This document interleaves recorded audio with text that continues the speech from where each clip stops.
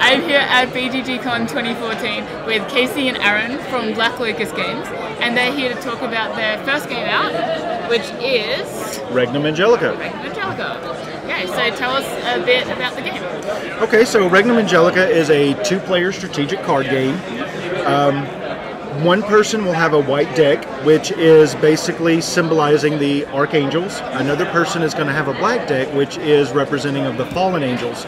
The object of the game is the players are trying to infiltrate their opponent's realm by marching down to the other end of the board. Both of the decks are symmetrical. They're the same exact type of decks. There's no asymmetry or anything like that. So both players are sitting down playing with the same pieces and the same rules. We're not doing any deck construction or booster packs or anything like that.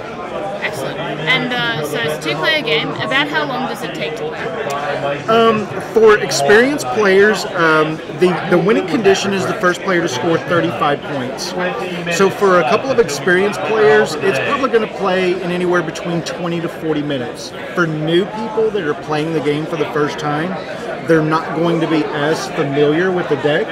So what we've been telling them to do is to play to about 15 points until the game goes quick, and then play to 25 points, and then just kind of work it up from there. But if they were trying to play at the full 35 on their first time, it could take an hour and a half as they try to just sit there and read and understand the cards, understand the abilities and things like that. So. Yeah. Would you say it's a light, medium, or heavy game in terms of picking it up, and also in terms of the strategy, like once you've learned the game and figuring out all the different things you can do? I would say it's going to be right in the middle. It's not really simple to play like a roll and move or something like that, and it's not going to be a game that has a 108-page rulebook either. I'm going to say it's like right in the middle. There's a lot involved to it, but all of the little pieces are easy to understand. And then once you've gone through the whole rulebook, you're like, oh, okay, I see how this all ties together now. It makes sense. I get it. And have you played it with kids or teenagers at all? Do you have an idea about the age group that it could work for? We actually put down as our recommended age 16 and up. The main reason we did that is because the theme is probably going to lean a little bit more towards a mature crowd. Not that there's anything wrong with the artwork or anything. There's no like suggestive or anything lewd.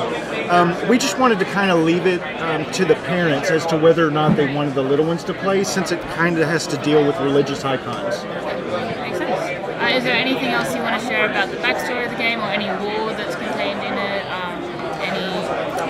The backstory is actually pretty cool. So in our rulebook, the rulebook actually starts off with like a 4 or 5 page short story that explains the universe of the angels and why all of a sudden there's a conflict between the good guys and the bad guys.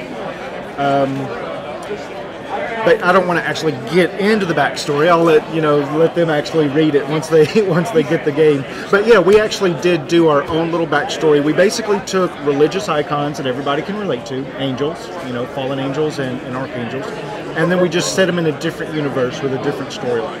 Excellent. Would you like to maybe go into a little bit of detail about how a turn is played through, in terms of what players can do on their turns and how the game progresses? Sure. So the game is going to come with both players are going to get a player aid, one for the dark angels and one for the light angels, that's going to explain what to do on each phase of their turn. So at the beginning of their turn, in phase 1, they're going to draw a movement cube that is equal to the amount of power that they have. So if we use this particular example, they're going to get 1 movement cube that they can use. And then on part 2, they can play 1 angel from their hand face down in any one of these starting rows. And basically they're trying to march their angels down to the other end of the board. They're trying to infiltrate this realm. So if they have a hand of angels, they can take one of their angels from their hand, play it face down anywhere they want right here. Then they can activate an angel from a previous turn. So if this angel had been placed previously, they could then activate that angel. Then they use their movement cubes to move their army around, and all of the angels have a movement allowance as far as like the maximum number of spaces that they can move. Then after they move, if they want to, they can throw off some of their cards to basically move up their power meter. And then they would draw a card, and that would end their turn, and it would go over to the next player. There's a few more little intricate things as far as like how combat is resolved, when you can use special abilities and stuff like that. But that's a high-end overview of how the game works. Awesome. Thanks very much. Thank you for your time. I appreciate absolutely. it.